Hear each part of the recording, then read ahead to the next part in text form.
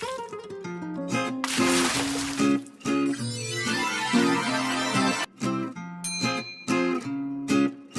teman-teman, kalian pernah mengalami keputihan nggak? Nah, kebetulan di sini saya itu pernah mengalami keputihan yang sangat parah banget, keputihan yang akut ya menurut saya ya, karena saya memang sering sekali keputihan gitu. Nah, di sini saya tuh nggak tahu obat apa yang cocok dan bisa nyembuhin total gitu ya, keputihan nggak kambuh-kambuh lagi gitu. Saya tuh pernah ya ngalami keputihan tuh sampai berbulan-bulan dan saya harus menggunakan pembalut setiap hari karena keputihan saya tuh lumayan banyak banget, dan tiap hari tuh pakai pentiliner, sama kalau udah parah banget aku pakai pembalut gitu ya karena udah terlalu banyaknya. Dan keputihan saya ini lumayan parah ya, berbau dan warnanya pun coklat. Jadi, keputihan abnormal dapat menjadi tanda adanya penyakit. Beberapa penyakit yang dapat menyebabkan keputihan abnormal adalah: yang pertama, infeksi bakteri pada vagina atau vaginosis bakterialis. Yang kedua, infeksi jamur vagina.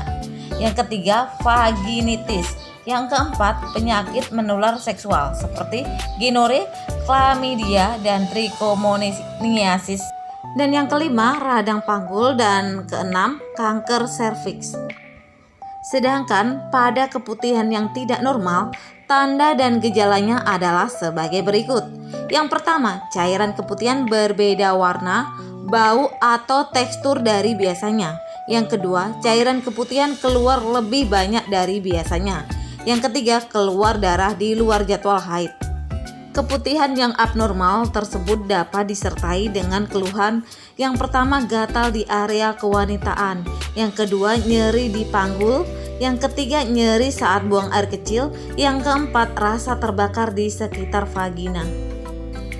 Perubahan warna pada cairan keputihan dapat menjadi tanda dari kondisi tertentu, seperti dijelaskan di bawah ini.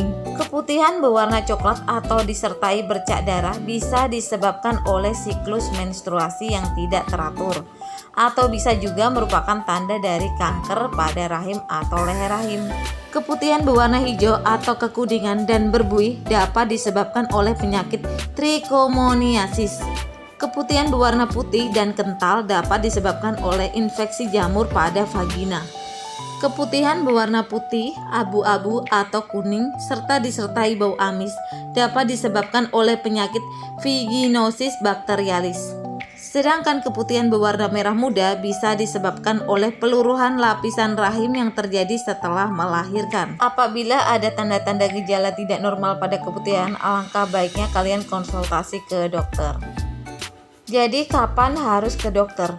Waspadai jika cairan keputihan mengalami perubahan warna, tekstur, dan bau. Kondisi ini dapat menjadi tanda keputihan yang berbahaya atau tidak normal, yang bisa disebabkan oleh infeksi atau kelainan organ reproduksi.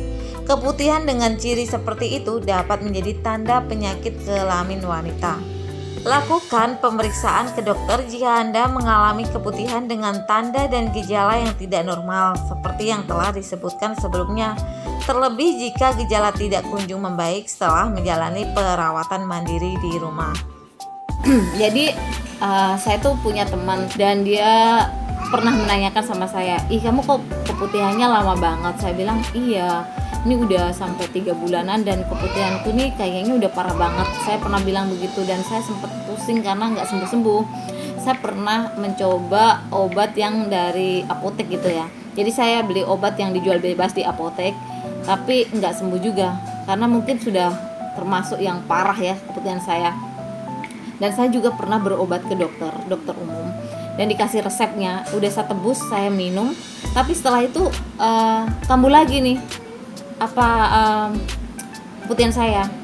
Dan saya ini lumayan parah ya, berbau dan warnanya pun coklat. Nah, teman saya ini kebetulan juga adiknya seorang dokter gitu ya, dokter umum. Nah, dia tuh nyaran aku, "Kamu pakai resep dari adik aku aja." Jadi saya dikasih resep dan saya tebus di apotek. Jadi obatnya tuh ini ya teman-teman, metronidazole ya. Ini tuh manjur banget. Aku habis 2 papan dan sampai sekarang tuh keputihanku udah nggak kambuh lagi ya. Jadi obat ini tuh termasuk murah ya, karena sekitar 9 ribuan gitu. Cuma harus pakai resep dokter. Metronidazole nih, manjur banget. Bagi aku nih cocok banget ya obat ini ya. Jadi kita minum itu sehari 3 kali ya. Untuk cepatnya itu 1 papan kita habiskan, karena ini termasuk antibiotik. Jadi kita langsung kasih habis ya, teman-teman. Selain obat dari dalam, saya juga disaranin untuk membersihkan area kewanitaan saya itu dengan betadine female. Nah, betadine female ini saya beli di apotek dan harganya tuh berkisar 50 ribuan ya teman-teman. Jadi selain pakai metronidazole itu, saya juga pakai untuk area pembersih kewanitaan ya. Jadi itu mempercepat sembuhnya saya dari keputihan. Setelah itu saya mengkonsumsi obat metronidazole dan juga membersihkan area kewanitaan saya dengan betadine female tadi. Itu keputihan saya tuh benar-benar sembuh dan gak kambuh lagi. Sedangkan cara mengatasi keputihan abnormal tergantung pada penyebabnya. Misalnya dengan pemberian obat seperti antibiotik seperti clindamycin untuk menghilangkan bakteri penyebab keputihan. Antibiotik tersebut dalam bentuk pil atau krim oles. Anti jamur seperti fluconazole, clotrimazole, dan miconazole untuk mengatasi infeksi jamur yang menyebabkan keputihan. Obat ini tersedia dalam bentuk krim atau gel yang dioleskan di bagian dalam vagina. Metronidazole atau tinidazole untuk mengatasi keputihan yang disebabkan oleh parasit, penyebab penyakit trichomoniasis. Obat ini hanya bisa didapatkan dengan resep dokter. Ketika saya mengalami keputihan yang sangat parah, saya cuma menggunakan obat dalam dan obat luar, yaitu obat dalamnya itu metronidazole dan obat luarnya itu betadine female. Dan keputihan saya itu benar-benar sembuh dan tidak kambuh lagi. Jadi cara mencegah keputihan abnormal. Ada beberapa langkah yang bisa Anda ikuti untuk mengurangi resiko keputihan abnormal.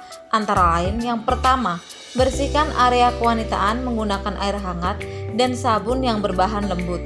Setelah itu, keringkan vagina dari arah vagina menuju anus untuk menghindari perpindahan bakteri dari anus ke vagina.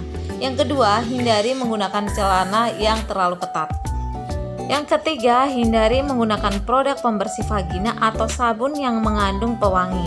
Penggunaan produk tersebut dapat membasmi bakteri baik di vagina yang berfungsi untuk melindungi vagina dari infeksi. Yang keempat, hindari berendam atau mandi dengan air panas terlalu lama dan sering. Yang kelima, segera ganti pakaian dalam atau celana ketika basah, misalnya ketika banyak berkeringat atau setelah berenang. Yang keenam, ganti pembalut secara rutin selama menstruasi.